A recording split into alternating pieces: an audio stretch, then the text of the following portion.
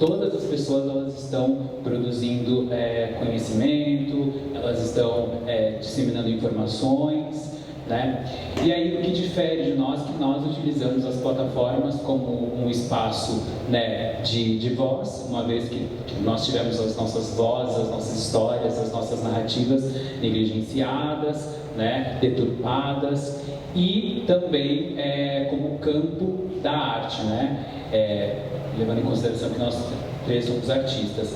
E aí eu queria começar aqui essa mesa com um pensamento, né, do Kabenji Munanga, que foi o que me levou para a internet.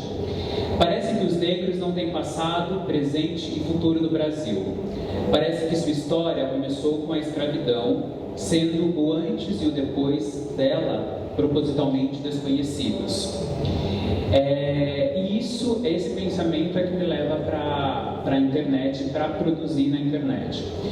Porque, levando em consideração quando eu estudava na escola, as minhas relações interpessoais, familiares, não se contava a história de negritude, e isso não me constituía como pessoa, né? Porque me descobri negro, então não me constituía como pessoa. E aí ficava muito difícil para mim identificar aonde eu estava e para onde eu partiria e aonde eu iria chegar. E aí eu montei o meu canal, o Pretinho Mais Que Básico, que a princípio esse nome nasceu em mim, né? Minha identidade, e eu criei uma frase, né, o slogan, Pretinho Mais Que Básico, a nossa cara preta em todo espaço, em todo lugar, que era a ideia de que nós negros sempre estivemos e sempre estamos e sempre estivemos em todos os setores da sociedade, né? E com a mídia não foi diferente, né? A gente sempre teve presente dentro da imprensa. Nós sempre estivemos disseminando informações e criando isso como uma estratégia de sobrevivência, né? E aí, a comunidade negra sempre soube, né, que a comunicação e a informação era algo estratégico e fundamental. Então a gente se apropriava das ferramentas que estavam dispostas para que a gente constituísse essas informações. E agora, dependendo do período, né, da história, a gente estava se apropriando daquelas ferramentas. E agora a internet é essa ferramenta da qual a gente está se apropriando para dar continuidade nesse conhecimento. O problema é que as mídias, né, a TV, o YouTube, o Instagram, eles seguem a lógica estrutural do Brasil, né, que é racista. A gente conversasse um pouco sobre a dificuldade das pessoas entenderem que a gente está fazendo o nosso lifestyle, né? E como eles não entendem a nossa linguagem, o que a gente está propondo, e tem uma visão muito distanciada. E a gente está falando de vidas, de experiências. Acontece uma situação de um menino que ele é espancado no mercado extra porque disseram que ele pegou alguma coisa que ele não pegou, aquela história de sempre.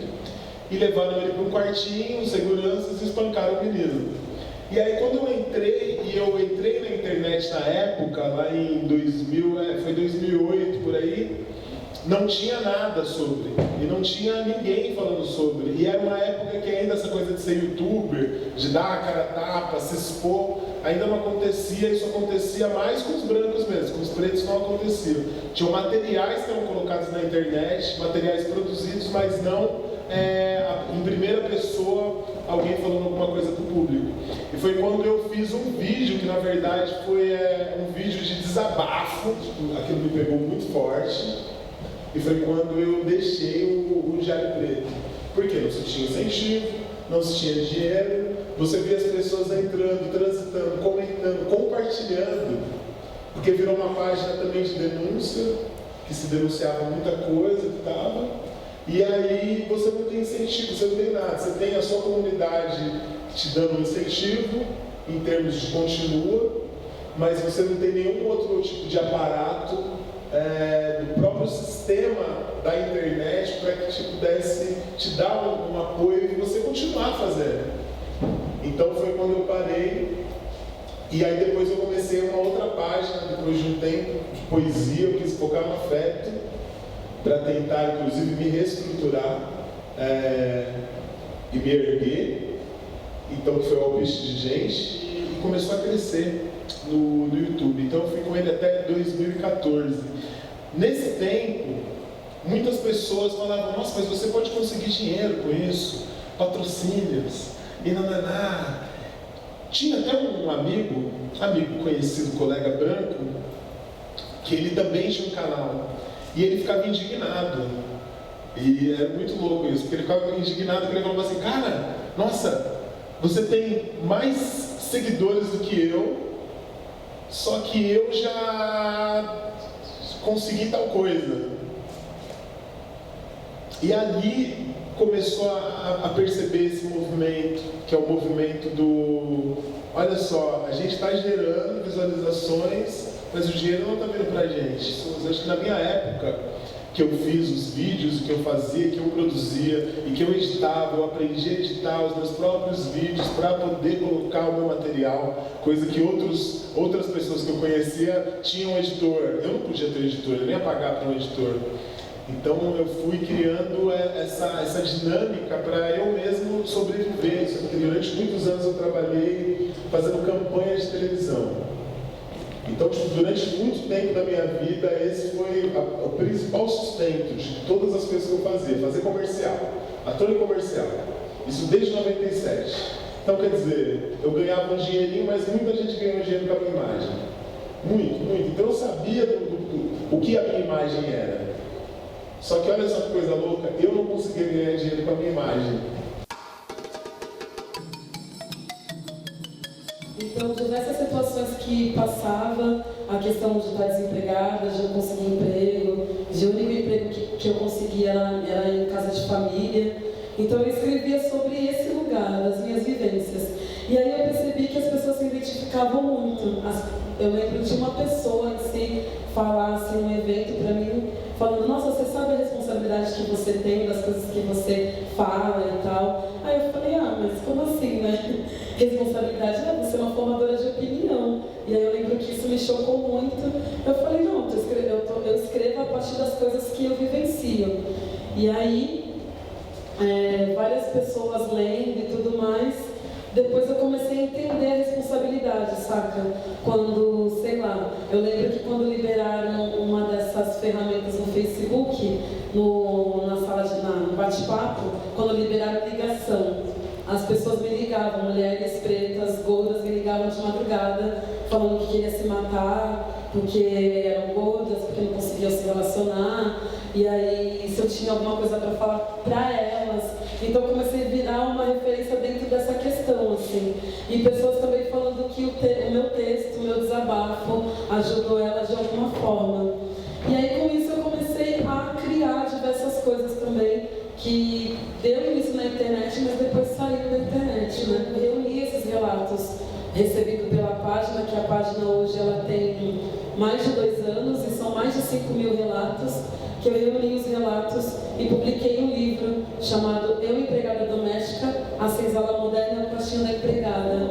Foi a partir das minhas vivências, dessa busca desenfreada também de falar. Eu sempre fui uma pessoa mega reprimida, sempre fui a última na sala de aula, lá no fundão, que ia embora com as minhas dúvidas e chegava no outro dia com mais dúvidas ainda. Sempre fui uma pessoa que acumulava muitas dúvidas, porque tinha vergonha de me expor, tinha vergonha de falar. Quando levantava a mão, a professora fingia não ver. E quando eu cresci e vi, entendi o poder de fala, eu quis realmente estar em todos os lugares falando as coisas que eu penso, e aí foi esse lugar que me levou a estar nas redes sociais.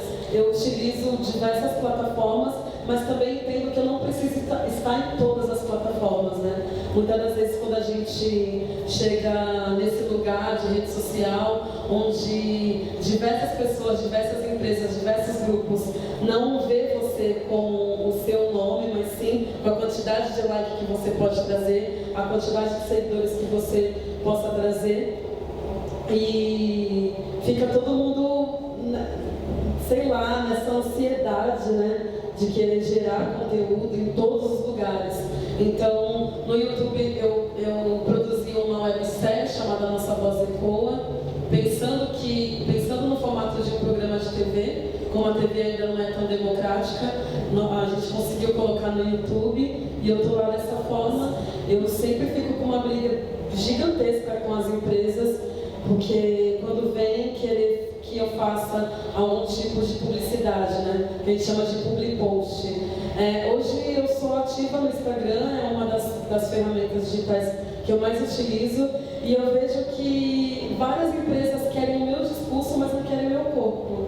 Então, de que forma? Esse ano eu fui convidada por uma grande empresa de esportes, me levaram para Paris para fazer um ensaio fotográfico, e aí chegou lá, na hora do ensaio fotográfico, não tinha roupa que me servisse. Existem várias pessoas que têm, sei lá, menos de 5.000 seguidores e tem o perfil verificado, e aí a gente conhece e sabe e segue vários profissionais pretos que estão aí na plataforma de anos, que constroem toda uma narrativa, que tem toda uma pesquisa, um trabalho mega fundamentado e não tem o reconhecimento das próprias empresas, né? Instagram, Facebook, YouTube, o quanto isso também é desgastante, porque a gente está aí nos corres de trazer informação, dividir também com as coisas que nós sabemos, e numa contrapartida as empresas não estão nem aí para valorizar esses tipos de profissionais que produzem conteúdo, que praticamente produz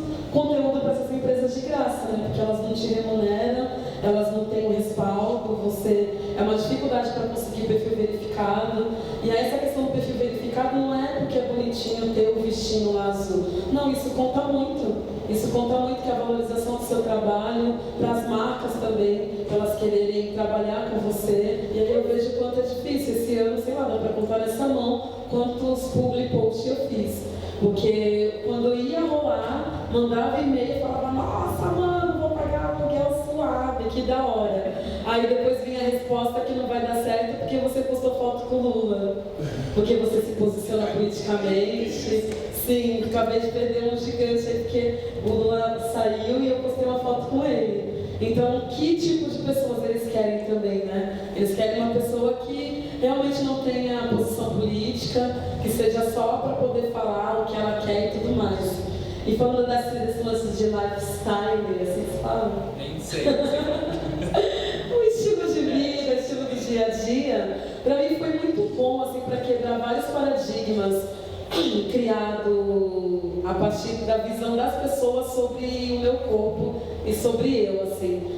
No Facebook, no Facebook eu não era uma pessoa de postar muita foto, então o que viralizava na época eram os meus textos, que eu nem chamava de texto, chamava de desabafo, e as pessoas iam lá e publicavam, colocavam que era texto, enfim, várias mídias compartilhavam. E aí as pessoas não sabiam quem eu era. E eu lembro que pelos haters eles me chamavam de preta violenta. E aí, com a chegada do Instagram, eu comecei, né? O Instagram ele é total visual, né? Foto e vídeo. Então eu comecei a dar minha cara ali e as pessoas começaram a ver. E aí, com essa questão dos stories, das pessoas assistirem, várias pessoas que me seguiam desde a época do Facebook falaram, nossa, eu tinha uma imagem totalmente diferente. E aí, quando eu começo a falar de que dinheiro é poder, assim como a fala é poder também, e aí às vezes eu sou chamada para falar ou para cantar em alguns lugares que me deixam no hotel. E aí, gente, quem não gosta de ter luxo? Conforto, né?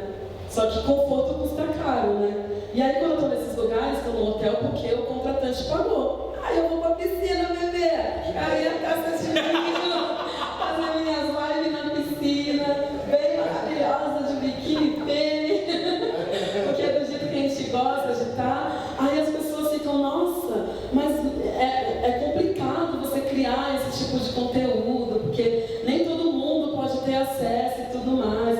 Eu falei, caracas, eu tô cansada de romantizar a pobreza. Eu não quero romantizar a pobreza. Infelizmente, nesse país, muitas das vezes, para a gente ter lazer e ter um lugar legal de conforto, custa grana, custa dinheiro. E eu não quero mais romantizar a pobreza, tá ligado? É algo que eu venho falando muito sobre essa questão do dinheiro e tudo mais. E aí tem essa contra-narrativa das pessoas acharem que ela só está falando de dinheiro, ela só está falando que agora tudo é dinheiro, que agora é tudo de lugar chique. Não, quem me segue sabe, um dia sala de aula, como semana passada eu fiz um trabalho de 4 dias na periferia de Brasília, dando palestras e oficina em diversas escolas. Então o Instagram me possibilitou para que realmente as pessoas pudessem entender que quando eu falo que eu sou uma mulher preta e gorda, estarei em todos os lugares que eu quiser estar e eu vou estar. Então as pessoas conseguem acompanhar. E é isso que é o meu lifestyle, que algumas pessoas gostam, outras não, mas aí é a sociedade, né? É o mundo, aí é isso, não dá para agradar e nem quero agradar todo mundo. Mas foi bom para quebrar esses paradigmas de que a mulher preta é raivosa, a mulher preta é brava e tudo mais. Eu sou tudo isso, brava, raivosa, mas nem sempre, né?